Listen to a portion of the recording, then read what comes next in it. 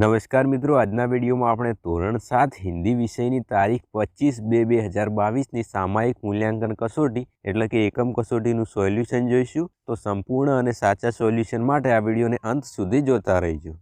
પ્રશ્ન 1 છે, નિમ્નલિખિત પ્રશ્નों के उत्तर लिखिए। જેનો પ્રથમ પ્રશ્ન છે, મનુષ્ય यदि हिम्मत से काम ले तो क्या हो सकता है। આનો જવાબ લખીએ, मनुष्य अगर हिम्मत से काम ले तो धरती पर फैल रहे पापों के प्रलय को रोक सकता है। उसके सामने पशुता भी अपना सिर झुका सकती है। પછી બીજો પ્રશ્ન છે, आप अपने माता पिता की कैसी संतान बनना चाहोगे। આનો જવાબ લખીએ, मैं अपने माता पिता का कर्तव्यवान संतान बनना पसंद करूँगा और अपने माता पिता की सेवा करूँगा।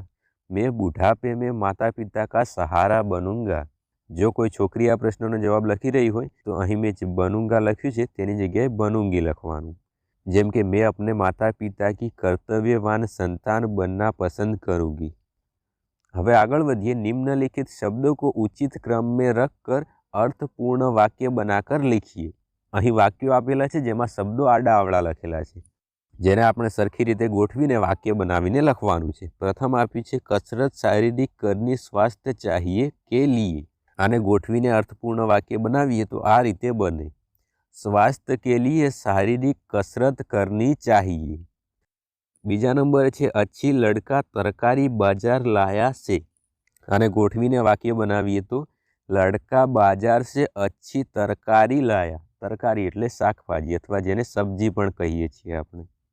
तो छोकरो बजारमांथी सारी शाकभाजी लायो। आवुं गुजराती थाय आनुं। पछी त्रीजा क्रमे छे, जानवर किसी को भी मारना है अनुचित। अहीं आवा छूटा छूटा शब्दों आपेला छे। हूँ थोड़ुं झड़पथी बोलूँ छुं एटले भेगुं थई जाय छे, कारण के हूँ धीरे धीरे बोलवा जईश तो विडियो खूब ज लांबो थई जशे। आने गोठवीने वाक्य बनावीए तो आ रीते बने, किसी भी जानवर को मारना अनुचित है।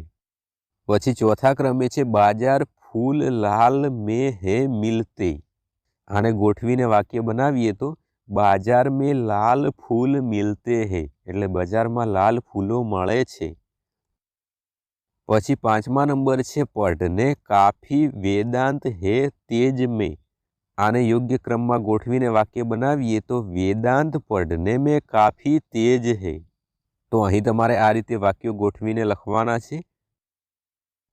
हवे आगळ वधीए। प्रश्न 3, निम्नलिखित परिच्छेद का मातृभाषा में अनुवाद कीजिए। तो अहीं आपेला फकरानुं आपणे गुजराती भाषा में भाषांतर करिए। मेरे पिताजी आपकी सेना में सिपाही थे। आनुं गुजराती थाय, मारा पिता तमारी सेना में सैनिक हता। उन्होंने देश की रक्षा के लिए अपने प्राण न्योछावर कर दिए। तेमणे देशनी रक्षा माटे पोतानो जीव आपी दीधो। आज उनको मरे हुए 2 वर्ष हो गए। आज तेमने मर्याने 2 वर्ष थई गया। इस समय घर में मैं और मेरी माता केवल 2 लोग हैं। आ समय घर में हूँ अने मारी माँ मात्र 2 लोग छीए। आज 3 महीनों से हम दोनों को पेट पर अन्न मिलना दुर्लभ हो गया है। आजे 3 महीना थी अमने बन्ने ने पेट भरी शकाय एटलुं अनाज मळवुं मुश्किल थई गयुं छे। इस संसार में मनुष्य सब कुछ सहन कर लेता है। आ दुनिया में माणस बधुं सहन करी ले छे, परंतु पेट की भूख सहन नहीं कर सकता। परंतु पेटनी भूख सहन करी सकतो नहीं। मैं इस विचार में बैठा था कि एक सैनिक ने आकर मुझसे कहा कि यदि तुम शिवाजी का वध कर दो तो मैं तुम्हें धन दूंगा। हूँ ई विचार में बैठो हतो ने एक सैनिके आवीने मने कह्युं, जो तू शिवाजीनी हत्या करशे तो हूँ तने धन आपीश। महाराज, इसी लालच में पड़कर मैं आपकी हत्या करने के लिए यहाँ आया था। महाराज, आवी लालच में पड़ीने हूँ तमारी हत्या करवा आव्यो हतो। किंतु अचानक उसी समय आपकी आंखें खुल गई। परंतु अचानक ए समय तमारी आंखों खुली गई। तो अहीं आपणे फकरानुं भाषांतर करी लीधुं छे। तो आ रीते तमारे फकरो पाડીને તેને ગુજરાતીમાં લખી દેવાનું છે। હવે આગળ વધીએ। પ્રશ્ન 4, 8-10 વાક્ય જોડકર અધૂરી કહાની પૂર્ણ कीजिए। અહીં એક કહાની આપેલી છે એટલે કે વાર્તા આપી છે, તેને આપણે પૂર્ણ કરવાની છે। पालनपुर नामक एक गांव था। उस गांव के पास एक जंगल था। एक दिन गांव में बच्चे खेल रहे थे और बड़े अपना काम कर रहे थे। तभी जंगल में से एक शेर गांव में आ पहुंचा। उसका पेट भरा हुआ था। शेर ने किसी को नुकसान नहीं किया और बच्चों को खेलते हुए देखने लगा। आटला सुधी वार्ता आपेली छे। हवे आगळनी आपणे जाते लखीए। इसके बाद वह खेल का मजा लेने लगा।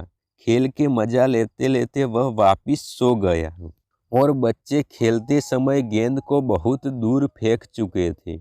लेकिन जाते समय उन्होंने देखा कि एक शेर जो कि सोया पड़ा है। उन्होंने उस गेंद को नहीं लिया क्योंकि बच्चों ने सोचा कि अगर मैं गेंद को ले लेता हूँ तो फिर यह उठ जाएगा और हमें मार डालेगा। इसलिए बच्चों ने पूरे गांव में हल्ला कर दिया कि वहाँ पर शेर आ चुका है। वहाँ पर किसी को जाने को नहीं, अगर कोई भी जाएगा तो उसे शेर मारकर खा जाएगा। और सभी बच्चे और बुजुर्ग नौजवान वहाँ से चले गए और वहाँ पर कुछ दिनों तक कोई वापस लौटकर नहीं आया और शेर अपने स्थान पर चला गया और अच्छे से गांव वाले रहने लगे और बच्चे अच्छे से खेलने लगे। हवे आगळ वधीए। प्रश्न 5, अपने मित्र को बीमारी में सावधानी का महत्व समझाते हुए पत्र लिखिए। तो अहीं आपणे एक पत्र लखवानो छे बीमारी में सावधानी का महत्व ए विषय उपर। सौप्रथम तमारे सरनामું लखવું હોય तो जमणी बाजू उपरना भागमां तमारा मित्रनुं सरनामું लखी देवानुं। हवे आपणे लखीए प्रिय मित्र रमेश। અહીં रमेशनी जग्याए तमारे तमारा मित्रनुं नाम लखवानुं छे। मुझे तुम्हारा पत्र मिला। यह जानकर बहुत दुख हुआ कि तुम वहाँ बीमार हो। तुम्हें यह जानकर खुशी होगी कि यहाँ सभी स्वस्थ हैं और हम सभी तुम्हें बहुत याद करते हैं। मेरे दोस्त, तुम यहाँ से दूर तो चले गए हो, लेकिन तुमको अपनी सेहत का पूरा ध्यान रखना है क्योंकि सेहत बहुत ज़रूरी है। यदि तुम अपनी सेहत पर ध्यान नहीं दोगे तो तुम्हारा स्वास्थ्य बिगड़ जाएगा।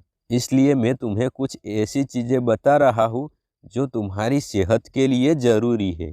सबसे पहले तुम्हें अपने आसपास साफ सफाई का ध्यान देना चाहिए क्योंकि यदि बीमारी से बचना है तो साफ सफाई होना ज़रूरी है। फिर बात आती है खान पान की। यदि तुम्हें अच्छा स्वास्थ्य चाहिए तो खान पान का ध्यान अवश्य रखें। इसमें संतुलित आहार लें और प्रोटीन विटामिन से भरपूर चीज़ों का सेवन करें और जितना हो सके बाहर के भोजन से बचें। साफ पानी पिए और नियमित कसरत जरूर करें। व्यायाम शरीर के साथ साथ दिमाग को भी चुस्त दुरुस्त रखता है। इसके अलावा भले ही आपकी दिनचर्या कितनी भी व्यस्त हो, अपने आप को खुश रखना ज़्यादा ज़रूरी है। यदि अपनी अच्छी सेहत बनाना है तो तुम्हें इन कुछ छोटी छोटी चीज़ों पर ध्यान जरूर देना होगा।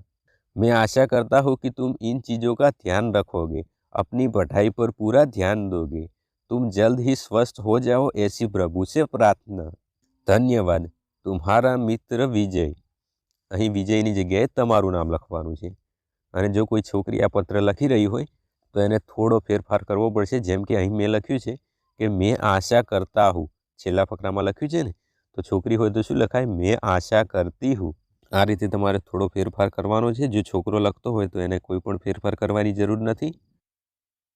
तो मित्रों, आ हतुं धोरण 7 हिंदी विषयनी तारीख 25/2/2022 एकम कसोटीनुं सोल्यूशन। आशा राखुं छुं कि आ विडियो तमने पसंद आव्यो हशे। जो विडियो पसंद आव्यो हो तो लाइक करजो અને જો તમે આવા પ્રકારના વધુ વિડીયો જોવા માંગતા હો તો ચેનલને સબસ્ક્રાઈબ કરી શકો છો।